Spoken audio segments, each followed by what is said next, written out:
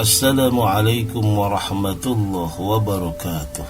Alhamdulillah yamuddu binasrihi man i'tasama bihablihil matin wa kitabihil mubin.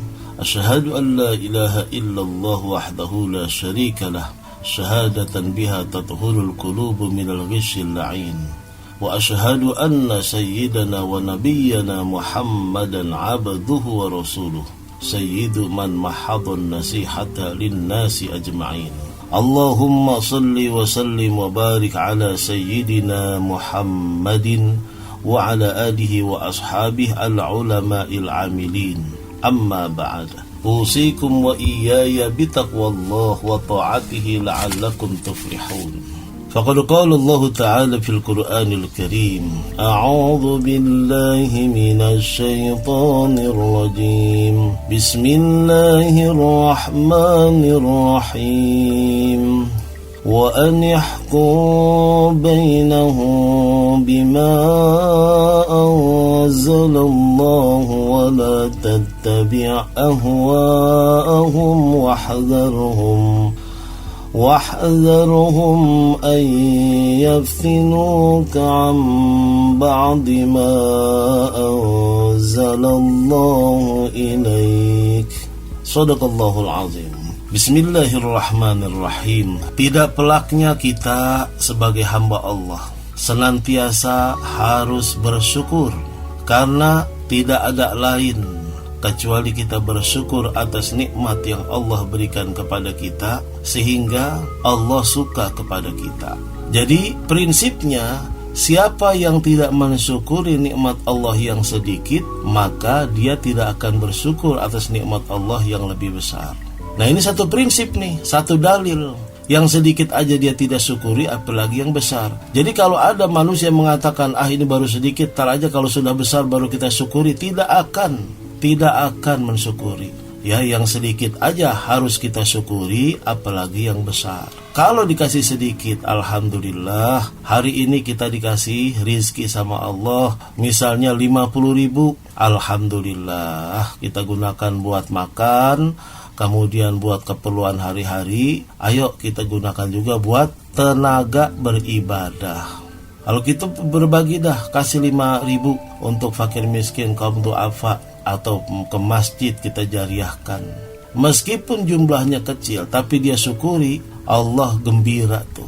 La azidannakum, pasti Allah akan tambah. Yang sedikit aja dia bersyukur, apalagi yang besar. Nah, ya kata-katanya begitu. Yang pertama kan kata-katanya, yang sedikit aja dia tidak syukuri, apalagi yang besar, pasti dia tidak syukuri. Man la yaskuril qalil la yaskuril katsir.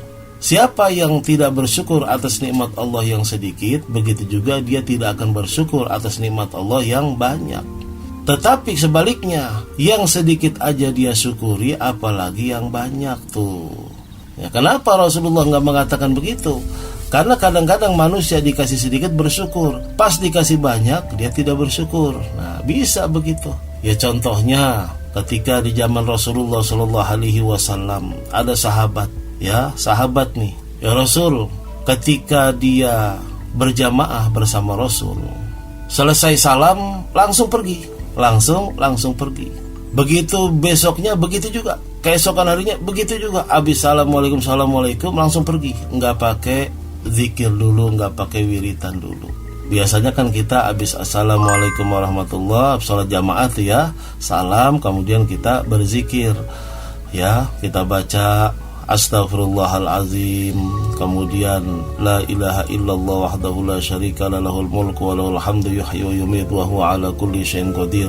Allahumma antas salam wa minkas salam wa ilaika ya'udus salam. Ya, subhanallah 33 kali, alhamdulillah 33 kali, Allahu akbar 33 kali. Kemudian kita baca Fatihah, kita baca ayat kursi. Biasanya kan begitu. Ini tidak, assalamualaikum langsung pergi.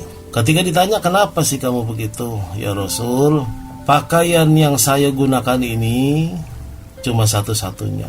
Saya bergantian memakainya dengan istri saya. Makanya saya habis salam langsung saya pulang. Gantian pakaiannya dipakai sama istri saya buat sholat. Makanya doain saya Rasul supaya saya bisa dapat rizki yang banyak nih. Bisa beli baju, bisa beli semua.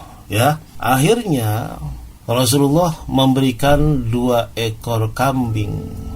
Ya, 2 ekor kambing. Kemudian didoakan sama Rasulullah.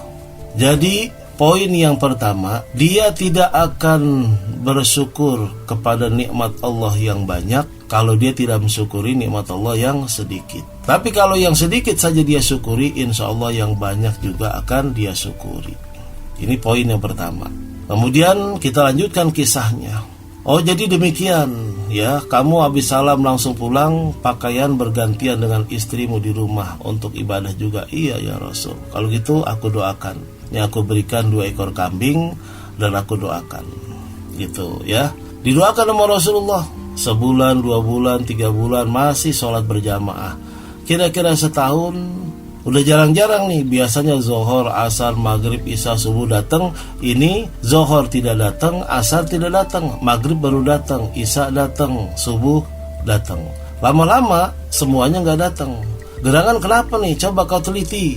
Diteliti sama sahabat. Ya Rasul, dia sudah kebanyakan kambing. Kambingnya melahirkan muluk. Jadi sekarang sudah kerepotan ngurusin kambing. Oh, karena ngurusin kambing kebanyakan yang luar biasa itu, jadi dia jarang mengerjakan sholat jamaah. Iya. Ini kisah keterkaitan dengan yang sedikit kadang-kadang dia syukuri, yang banyak dia lupa untuk mensyukurinya. Makanya Rasulullah mengatakan man la yaskuril qalil la yaskuril katsir. Itu aja gitu. Tidak mengatakan man yaskuril qalil yaskuril katsir.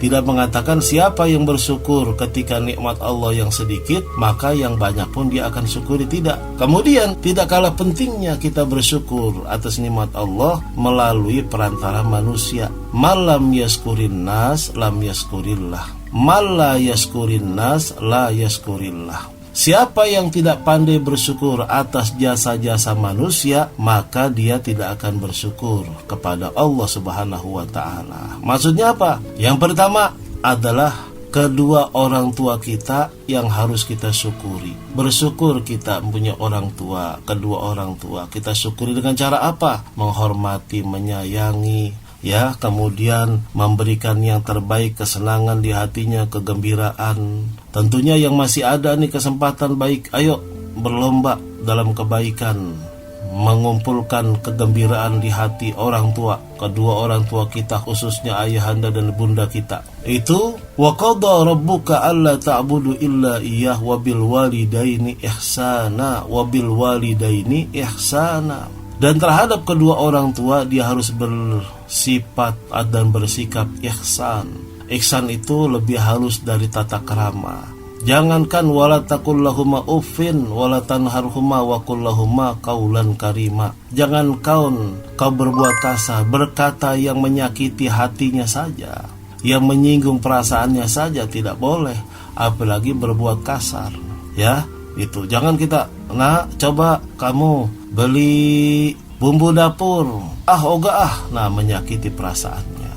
Yang seperti itu aja dilarang sama Allah Subhanahu wa ta'ala, apalagi menyakiti perasaannya. Jadi tentunya poinnya kita harus bersyukur atas jasa-jasa manusia, sehingga kita tercatat bersyukur juga kepada Allah Subhanahu wa ta'ala. Mudah-mudahan Allah menjadikan kita semua anak-anak yang berbakti kepada kedua orang tua. Insya Allah. Orang tua kita ridho, Allah pun akan ridho.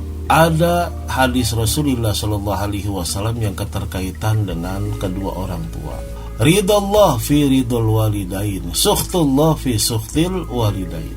Ridhonya Allah tergantung ridhonya kedua orang tua kita. Kalau orang tua kita ridho, Allah pun akan ridho. Allah pun akan ridho. Tapi kalau orang tua kita marah, Allah pun akan marah. Jadi satu paket tuh, tidak bisa dipisahkan. Orang tua ridho, Allah akan ridho. Orang tua senang, Allah akan senang. Orang tua gembira, Allah pun akan gembira kepada kita. Tapi kalau orang tua kita benci, Allah pun akan benci kepada kita. Orang tua kita marah, Allah marah sama kita. Orang tua kita tidak suka sama kita, Allah pun tidak akan suka sama kita. Jadi orang tua, ya, man la yaskurin nas la yaskurillah. Siapa yang tidak pandai bersyukur atas jasa-jasa manusia, dia pun tidak akan bisa bersyukur kepada Allah Subhanahu wa ta'ala. Khususnya jasa kedua orang tua kita, khususnya di akhir zaman. Terkadang ada kata-kata durhaka kepada kedua orang tua. Tapi jangan salah kita pahami juga, ada orang tua yang durhaka kepada anak. Kok ada orang tua yang durhaka sama anak? Iya, yang tidak memberikan pendidikan, yang tidak mendidiknya, yang tidak memberikan nafkahnya, terus mencontohkan yang tidak baik, mengajarkan yang tidak baik. Nah, itu termasuk durhaka orang tua kepada anak. Jarang kan kita dengar, tapi di akhir zaman ini Masya Allah, orang tua nggak pernah doain anak. Nah, itu termasuk durhaka orang tua kepada anak. Orang tua mencontohkan yang tidak baik. Ya misalnya, ya, keperluan anak semuanya dipenuhi, sampai seakan-akan orang tuanya itu menjadi budak buat dirinya. Ini tanda-tanda kiamat. Ketika orang tua sudah redho, sudah ikhlas menjadi budak buat anaknya, Masya Allah, itu yang luar biasa. Ya, itu yang luar biasa. Ketika orang tua sudah menjadi budak terhadap anaknya, ini tanda-tanda kiamat. Na'udzubillah min zalik. Jangan sampai kita diperlakukan seperti itu. Orang tua harus kita syukuri, kita hormati, kita sayangi, kita besarkan hatinya, kita bangun istananya sampai Allah ridho kepada kita, insya Allah. Rabbighfirli wa liwalidayya, Rabbighfirli wa liwalidayya, Rabbighfirli wa liwalidayya, warhamhuma kama rabbayani saghira. Rabbighfirli wa liwalidayya, Rabbighfirli wa liwalidayya, Rabbighfirli wa liwalidayya, warhamhuma kama rabbayani saghira. Rabbana atina fid dunya hasanah fil akhirati hasanah wa qina adzaban nar. Wa sallallahu ala sayyidina Muhammad wa alihi wa sahbihi wa sallam. Walhamdulillahi rabbil alamin. Subhanakallahumma wa bihamdik, asyhadu an la ilaha illa anta, nastaghfiruka wa natubu ilaik. Wassalamualaikum warahmatullahi wabarakatuh.